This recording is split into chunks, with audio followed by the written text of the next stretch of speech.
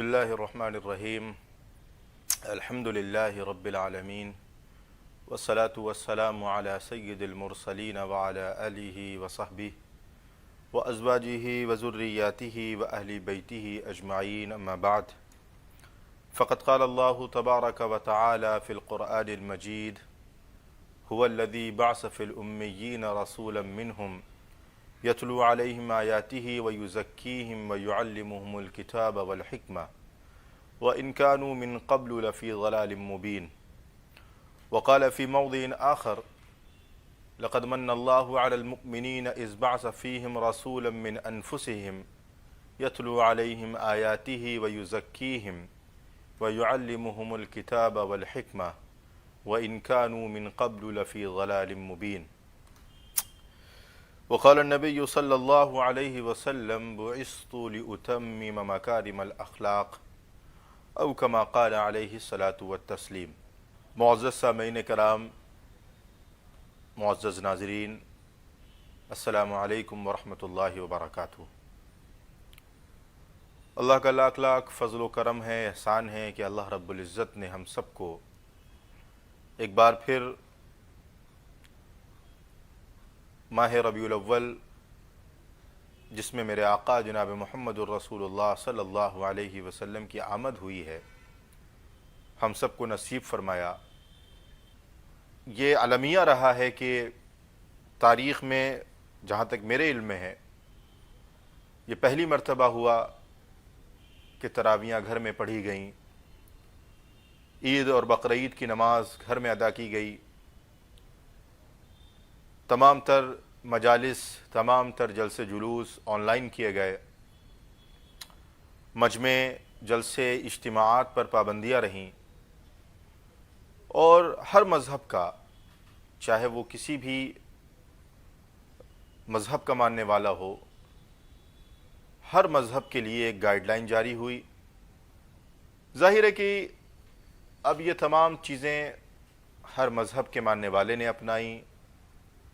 اور بحیثیت مسلمان چونکہ ہماری یہ ذمہ داری ہوتی ہے کہ ہم حکومت کی طرف سے جاری کردہ گائیڈ لائن، رول اور ریگولیشن، پروٹوکول کا پوری دیانتداری کے ساتھ، پوری ایمانداری کے ساتھ پالن کریں، اس کی اتباع کریں۔ حاضرین، اب یہ موقع ہم سب کے سامنے آیا ہے کہ ہم ماہ ربیع الاول کہ مبارک مہینے میں ایک بار پھر جمع ہوئے ہیں، اور یہ نیوز 18 اردو کی یہ مہم ہے، اور اللہ ان کی مہم کو، ان کے اس نیک مقصد کو ان میں کامیابی عطا فرمائے۔ اس مبارک مہینے میں ہم سب کے آقا احمد مجتبیٰ محمد مصطفیٰ صلی اللہ علیہ وسلم کی آمد ہوتی ہے۔ اس دنیا پر احسان کرنے والا، اس دنیا کا محسن اعظم اللہ رب العزت کی جانب سے اس دنیا میں مبعوث کیا جاتا ہے، اور وہ انسانیت کو ایک نیا سبق دیتا ہے، انسانیت کو ایک نیا درس دیتا ہے۔ تو یہ ربیع الاول کا مہینہ ہمیں نہ صرف ایک مہینے کے طور پر اس کو یاد کیا جاتا ہے، بلکہ یہ ایک سبق کو یاد دلاتا ہے کہ میرے آقا جناب محمد الرسول اللہ صلی اللہ علیہ وسلم جب اس دنیا میں آئے ہیں، اور آپ کی آمد جب اس دنیا کے اندر ہوئی ہے، تو اس وقت کے کیا حالات تھے۔ تو آپ کو میں یاد دلاتا ہوں، حضرت جعفر طیار رضی اللہ تعالی عنہ جب حبشہ گئے ہیں اور نجاشی کے دربار میں آپ کھڑے ہوئے ہیں، اور آپ نے ان سے مدد کی طلب کی ہے، تو جو واقعہ وہ بیان کیا، جو الفاظ وہ بیان کیے، انہوں نے فرمایا، اے بادشاہ، ہم ایسی قوم تھے کہ جو ظلم و زیادتی کی عادی تھی، ہم مردار کھاتے تھے، ہم زنا میں مبتلا تھے، ہم لڑائیاں لڑتے تھے، ہم جھگڑے کرتے تھے، ہم فساد کرتے تھے، ہم لڑکیوں کو زندہ درگور کر دیتے تھے، بیٹیوں کو زندہ درگور کر دیتے تھے، اور ہمارے اندر کوئی اچھائی نہ تھی۔ معزز ناظرین، سامعین، آپ تصور کریں کہ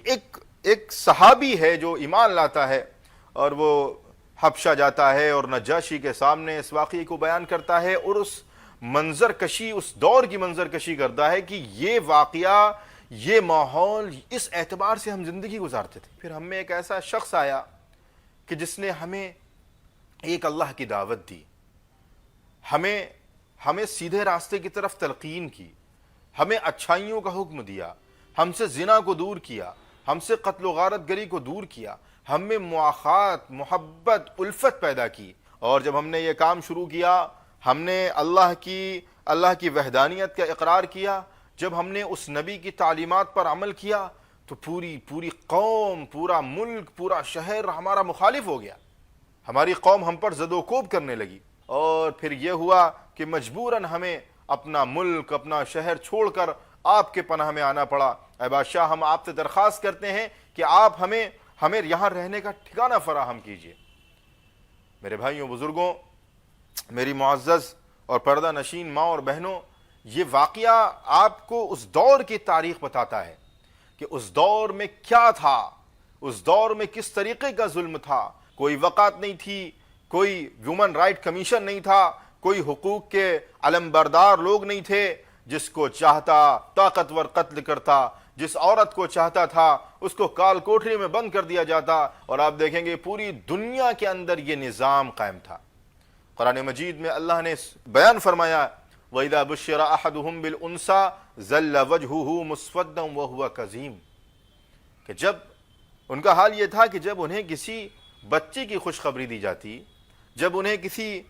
بچی کی پیدائش کی خبر دی جاتی، تو ان کا چہرہ غصے سے سرخ ہو جاتا، لال ہو جاتا۔ ان کے اندر یہ کیفیت ہو جاتی کہ وہ ایک عار محسوس کرتے کہ صاحب ہم سماج میں، ہم معاشرے میں، ہم سوسائٹی میں کیا منہ دکھائیں گے کہ ہمارے گھر میں بچی پیدا ہوئی۔ ہمارا اسٹینڈرڈ، ہمارا معیار، ہمارا ایک لیول جو معاشرے میں تھا وہ گھٹ جائے گا، کم ہو جائے گا، اور لوگ ہمیں تانا دیں گے کہ تم ایک بچی کے باپ ہو۔ تو پھر یہ ہوتا کہ اس بچی کو لے جایا جاتا، بے یار و مددگار وہ بچی صحرا میں اپنے والد کے ساتھ ہے، اس کو اس بات کا علم نہیں ہے کہ وہ ابھی چند لمحوں کے بعد، چند منٹوں کے بعد اس کو زمین میں زندہ درگور کر دیا جائے گا۔ ایسے وقت میں میرے آقا جناب محمد الرسول اللہ صلی اللہ علیہ وسلم کی آمد ہوتی، اسی لیے اس مہینے کو ربیع الاول کا مہینہ قرار دیا۔ یہ بہار جو دنیا میں آئی ہے، یہ سرچشمہ ہے، یہ صدقہ ہے میرے آقا جناب محمد الرسول اللہ صلی اللہ علیہ وسلم کی آمد کا۔ حدیث پاک کا مفہوم ہے کہ اللہ نے زمین پر نظر ڈالی تو اللہ تعالیٰ کو سوائے چند اہل کتاب کے جو پہلے کی کتابوں پر ایمان رکھتے تھے، سوائے چند لوگوں کے اور کسی کے دل پاک اور شفاف نظر نہیں ہے۔ اللہ تو رحیم ہے، کریم ہے، اپنے بندوں کو معاف کرنے والا ہے۔ اللہ تعالیٰ نے پھر ایک راستہ اختیار کیا، اور پھر اللہ تعالیٰ نے بندوں پر اور امت پر اور انسانوں پر رحم کیا، اور آخر میں ہم سب کے آقا جناب محمد الرسول اللہ صلی اللہ علیہ وسلم کو اس دنیا میں مبعوث فرمایا۔ اور جب آپ اس دنیا میں آئے تو آپ نے اپنی بعثت کا مقصد جو بیان فرمایا، جس کو قرآن مجید کے اندر اللہ رب العزت نے بیان فرمایا کہ ہم نے ان میں سے ایک رسول ان میں بھیجا ہے، جس کا کام کیا ہے، وہ دلوں کو صاف کرتا ہے، دلوں سے گندگی کو دور کرتا ہے۔ دل کے اندر جو کینہ، بغض، عداوت، حسد، نفرت، طغیانی پیدا ہو گئی ہے، اس دلوں کا تزکیہ کرتا ہے، دلوں کو صاف کرتا ہے۔ وَيُعَلِّمُهُمُ الْكِتَابَ وَالْحِكْمَةَ، اور کتاب کی اور حکمت کی تعلیم دیتا ہے۔ معزز ناظرین، آپ دیکھیں کہ کتاب کی اور حکمت کی تعلیم دی جا رہی ہے، دلوں کا تزکیہ کیا جا رہا، دلوں کی صفائی کی جا رہی ہے، اور یہ درس دیا جا رہا ہے کہ مرض کہاں پر ہے اور علاج کس چیز کا کرنا ہے۔ اسلام دو بازوؤں پر ٹکا ہوا ہے۔ ایک تو بازو اس کا عبادات ہے، آپ نماز پڑھیں، آپ روزہ رکھیں، آپ عقیدہ توحید کو اختیار کریں، اور دوسرا بازو اس کا اخلاقیات ہے۔ اگر آپ اللہ کے رسول کی بعثت کا مقصد آپ دیکھیں اور اس کو غور کریں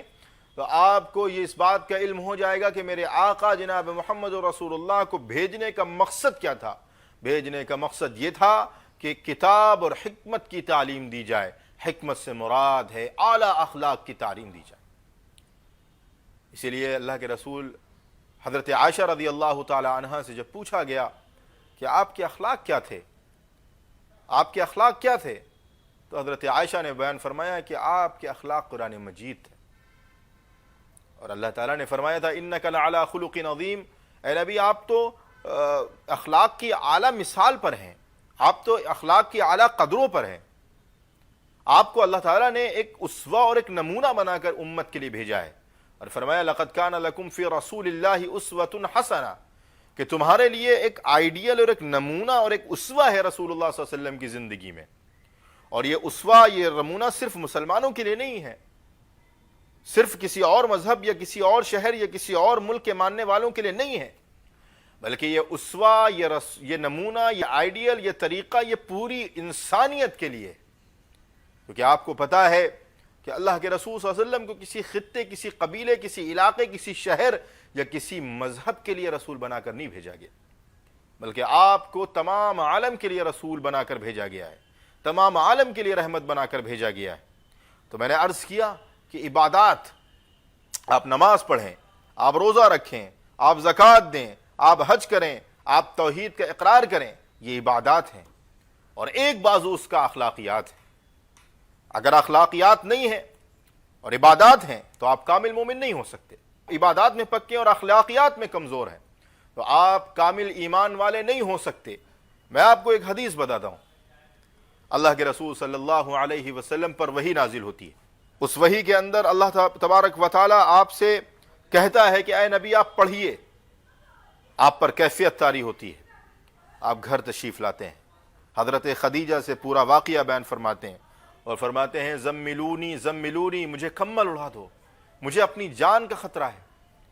تو میرے بھائیوں، میری پردہ نشین ماں اور بہنوں، آپ غور کریں، ایک بیوی اپنے شوہر کو، ایک نبی کی بیوی حضرت خدیجہ جو اپنے شوہر کو تسلی دیتی ہیں، وہ کن الفاظ سے تسلی دیتی ہیں. اللہ کے رسول صلی اللہ علیہ وسلم کو جو تسلی دی جاتی ہے وہ کن الفاظ سے دی جاتی ہے.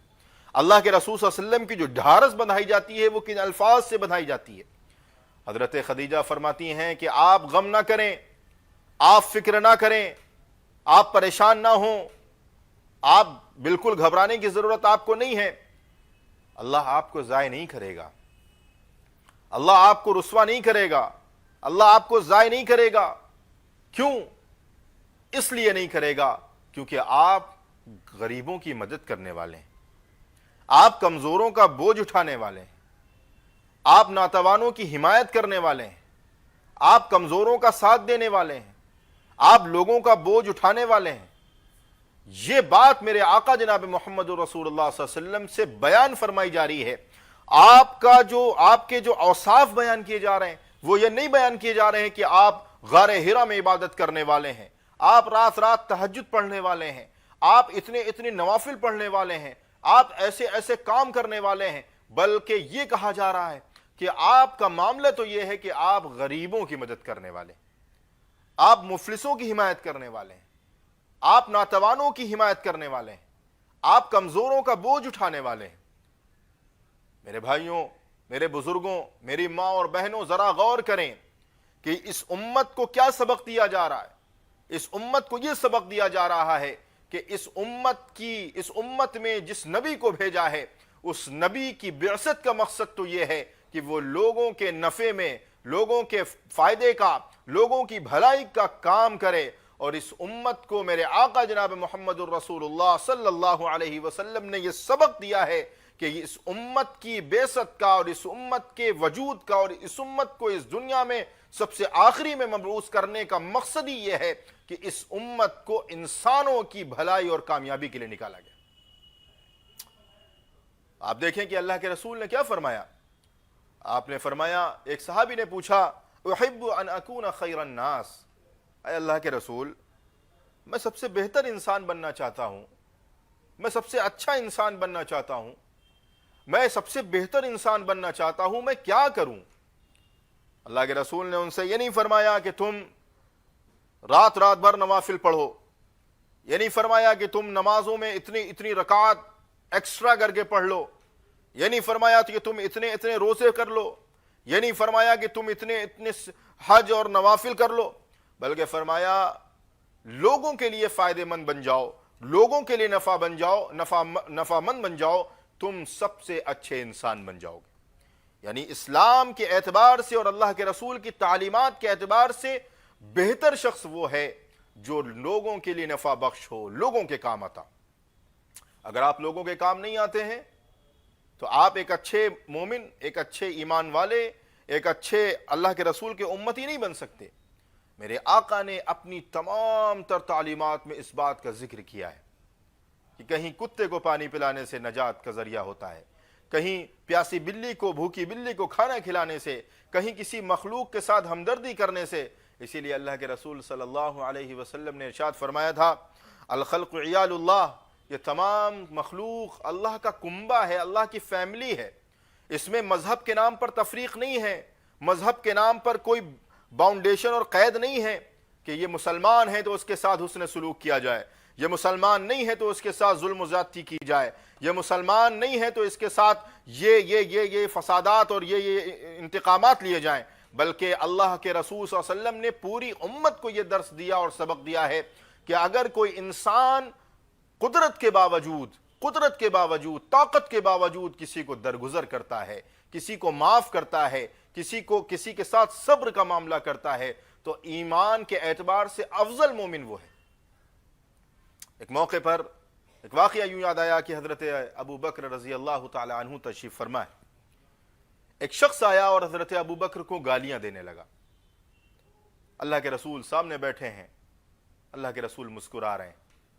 وہ گالیاں دے رہا ہے، اللہ کے رسول مسکرا رہے ہیں۔ جیسے ہی حضرت ابو بکر نے اس کے جواب میں کچھ کہا، اللہ کے رسول فوراً اٹھے اور چلے گئے۔ حضرت ابو بکر کو بڑی خلش ہوئی کہ یہ شخص اتنی دیر سے مجھے گالیاں دے رہا تھا، میں نے کچھ نہیں کہا، آپ بیٹھے ہوئے تھے، آپ اللہ کے رسول کے پاس گئے، اللہ کے رسول سے کہا، اللہ کے رسول یہ شخص اتنی دیر سے مجھے گالیاں دے رہا تھا اور آپ بیٹھے تھے، آپ مسکرا رہے تھے، جیسے میں نے اس کا جواب دیا آپ چلے گئے۔ اللہ کے رسول نے فرمایا کہ دیکھو ابو بکر، جب وہ تم کو گالیاں دے رہا تھا تو تمہارے ساتھ ایک فرشتہ تھا جو تمہاری جانب سے اس کے کیے ہوئے کام، اس کی برائیوں کا جواب دے رہا تھا۔ جیسے ہی تم نے اپنی زبان سے اس کو جواب دینے کی کوشش کی، وہ فرشتہ تمہارے ساتھ تھا، وہ اٹھ کر چلا گیا۔ میرے بھائیوں، بزرگوں، معزز ناظرین، یہ جو مہینہ میں نے آپ سے ذکر کیا، یہ مہینہ صرف اس لیے نہیں ہے کہ ہم چند کتابوں اور چند سیرت کے پہلوؤں اور چند سیرت کے نقوش کا آپ کے سامنے ذکر کر دیں، بلکہ یہ جو مقصد نبوت ہے، جو مقصد بعثت ہے، وہ کیا ہے کہ لقد من اللہ علی المؤمنین اذ بعث فیہم رسولا، کہ اللہ نے تم پر احسان کیا ہے کہ ایک نبی کو بھیج دیا۔ وہ نبی تمہیں کیا بتاتا ہے؟ وہ بتاتا ہے کہ تم حکمت کے ساتھ کام کرو۔ حکمت کیا ہے؟ اچھے اخلاق۔ اللہ کے رسول نے کیا فرمایا تھا؟ اکمل المؤمنین ایمانا احسنهم اخلاقا، تم میں کامل ایمان والا وہ ہے کہ جس کے اخلاق سب سے اچھے ہوں۔ تو میں نے کیا ذکر کیا آپ سے کہ اسلام کے دو بازو ہیں، عبادات کا ایک بازو اور ایک اخلاقیات کا بازو۔ آپ نے ایک بازو پکڑ لیا، آپ نمازیں پڑھ رہے ہیں، نوافل پڑھ رہے ہیں، زکوٰۃ دے رہے ہیں، حج کر رہے ہیں، صدقہ کر رہے ہیں، لیکن میرے بھائیوں آپ کے اخلاقیات درست نہیں، آپ کے اخلاقی معاملات درست نہیں۔ جب اخلاق درست نہیں ہوگا، اور میں آپ کو ایک بات اور عرض کر دوں کہ عبادات جو اسلام میں فرض کی گئی ہیں ان کا اصل مقصد یہی تھا کہ اس کے ذریعے سے اخلاق درست ہوں۔ میں نے آپ سے عرض کیا کہ جب اللہ کے رسول آئے ہیں، جو حضرت جعفر نے واقعہ بیان کیا کہ سب پر ظلم کیا جا رہا ہے، بچوں کو زندہ درگور کیا جا رہا ہے، عورتوں کو جلایا جا رہا ہے، عورتوں کو کال کوٹریوں میں بند کیا جا رہا، اور اس کے باوجود بھی ستم آرائی یہ کہ یورپ جو آج کے دور میں وومن رائٹ کا بہت بڑا علمبردار ہے، اس کے حال یہ تھا کہ زندہ غلاموں کو اپنی محفلوں میں جلایا جاتا تھا۔ ایک غلام کو پکڑا جاتا، اس کو آگ لگائی جاتی اور اس کی روشنی سے اپنی محفلوں اور اپنی مجلسوں کو مزین کیا جاتا، چاہے وہ انسانوں کے حقوق ہوں، چاہے وہ کمزوروں کے حقوق ہوں، چاہے وہ عورتوں کے حقوق ہوں، چاہے کسی کے حقوق ہوں۔ اگر اس امت اور انسانیت پر کسی نے احسان عظیم کیا ہے تو میرے آقا جناب محمد الرسول اللہ صلی اللہ علیہ وسلم نے کیا۔ اللہ کے رسول جب اس دنیا سے رخصت ہو رہے ہیں تو اپنی بیویوں کے بارے میں ایمان والوں کو، امت کو نصیحت کر کے جا رہے ہیں کہ دیکھو ان کے ساتھ ظلم و زیادتی کا معاملہ نہ کرنا، یہ نہ ہو کہ تم اپنی بیویوں کو پیر کی جوتیاں سمجھ لینا جیسے پہلے زمانے میں تصور تھا۔ ہر اعتبار سے میرے آقا نے ارشاد فرمایا۔ اور آخری بات میں آپ سے عرض کر دوں، قرآن مجید کے اندر اللہ رب العزت نے اللہ کے رسول کے ذریعے سے ایک بنیادی آیت ایمان والوں کے لیے، خاص طور پر ان لوگوں کے لیے جو اپنے آپ کو مسلمان کہتے ہیں، اپنے آپ کو اللہ کے رسول کا امتی قرار دیتے ہیں، ان کے لیے فرمایا ان اللہ یأمر بالعدل والإحسان وَإِيتَاءِ ذِي الْقُرْبَى وَيَنْهَى عَنِ الْفَحْشَاءِ وَالْمُنْكَرِ وَالْبَغْيِ يَعِظُكُمْ لَعَلَّكُمْ تَذَكَّرُونَ۔ کیا فرمایا؟ اللہ تعالیٰ تمہیں حکم دیتا ہے۔ یہ آیت ہم ہر جمعے میں سنتے ہیں، ایک کان سے سنتے ہیں دوسرے کان سے نکال دیتے ہیں۔ اس امت کو یہ سبق دیا جا رہا ہے کہ اللہ تعالیٰ تمہیں حکم دیتا ہے عدل کا، حق تلفی نہیں کرنے کا، ناانصافی نہیں کرنے کا، عدل کرنے کا، احسان کرنے کا۔ وَإِيتَاءِ ذِي الْقُرْبَى، رشتہ داروں کے ساتھ، قربت والوں کے ساتھ حسن سلوک کرنے کا۔ اب وہ قربت والے کون ہیں؟ وہ قربت والے یا تو ہمارے رشتہ دار ہوں گے، یا ہمارے پڑوسی ہوں گے، یا ہمارے ساتھ کام کرنے والے ہوں گے، یا ہمارے آفس میں بیٹھنے والے ہوں گے، یا ہمارا پڑوسی ہوگا، ہماری کرسی کے بغل میں جس کی کرسی ہوگی وہ ذوی القربہ ہو گیا،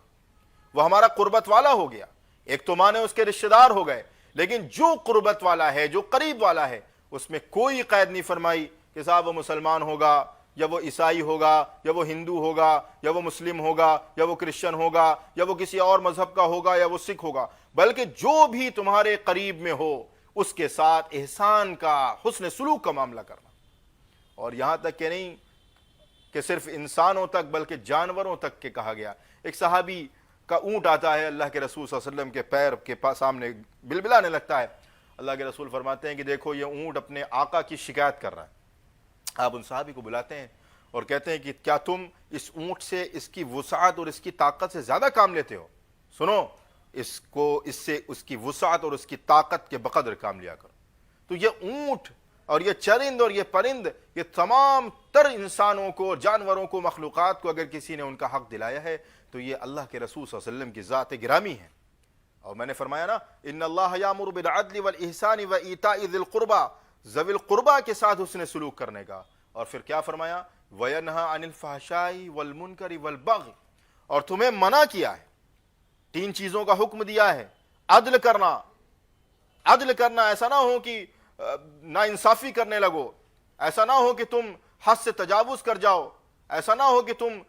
اپنے حدود کو تجاوز کر جاؤ اور غصے میں آ کر کسی کی حق تلفی کر دو، کسی کے خلاف کوئی کام کر دو، بلکہ قرآن میں اللہ نے فرمایا وَلَا يَجْرِمَنَّكُمْ شَنَآنُ قَوْمٍ عَلَىٰ أَلَّا تَعْدِلُوا، کسی قوم کی دشمنی تمہیں اس بات پر آمادہ نہ کرے کہ تم ناانصافی کرنے والے بن جاؤ۔ اس لیے میرے بھائیوں، بزرگوں، معزز ناظرین، سامعین، یہ بعثت کا مقصد جو تھا وہ یہی تھا کہ میرے آقا جناب محمد رسول اللہ کی جو تعلیمات ہیں، اللہ کے رسول نے کتنے صبر سے، تحمل سے کام لیا ہے کہ اللہ کے رسول نے پوری زندگی میں کبھی اپنے ذات کے لیے، اپنی ذات کے لیے کسی سے بدلہ نہیں لیا۔ یہ ایمان والوں کی صفت ہے۔ اعدت للمتقین الذین ينفقون فی السراء والضراء والکاظمین الغیظ والعافین عن الناس، جنت تیار کی گئی ہے ان متقیوں کے لیے کہ جو خوشی میں، غم میں اللہ کی رضا کے لیے خرچ کرتے ہیں، غصے کو پیتے ہیں، لوگوں کو معاف کرتے ہیں۔ یہ صفت ہے ایمان والوں کی۔ اور اگر ایمان والا ایسا نہیں ہے تو اس کو اپنی ذات میں غور کرنا چاہیے کہ اس کو غصہ کیوں آتا ہے، اس کو وہ معاف کیوں نہیں کرتا ہے، وہ حسن سلوک کیوں نہیں کرتا ہے۔ میرے بھائیوں، یہ پیغام ہے میرے آقا جناب محمد رسول اللہ صلی اللہ علیہ وسلم کی بعثت کا کہ عبادات پر تو ترجیح دی جائے، لیکن عبادات کے ساتھ ساتھ اخلاقیات پر ترجیح دینا ضروری ہے، حسن سلوک پر ترجیح دینا ضروری ہے۔ اور اگر ہم نے حسن سلوک پر ترجیح نہیں دی تو پھر ہماری عبادات بھی بیکار، ہمارے سارے اعمال بھی بیکار، اور ہم کامل مومن اس وقت ہو سکتے ہیں جب ہمارے اخلاق، ہمارا کردار، ہمارا معاملات اللہ کے رسول صلی اللہ علیہ وسلم کی تعلیمات کے مطابق ہو جائے۔ اللہ سے دعا ہے کہ اللہ تعالی ہم سب کو اس ماہ مبارک میں میرے آقا کی جو تعلیمات ہیں ان پر عمل پیرا ہونے کی توفیق عطا فرمائے۔ آمین یا رب العالمین، وآخر دعوانا ان الحمد للہ رب العالمین۔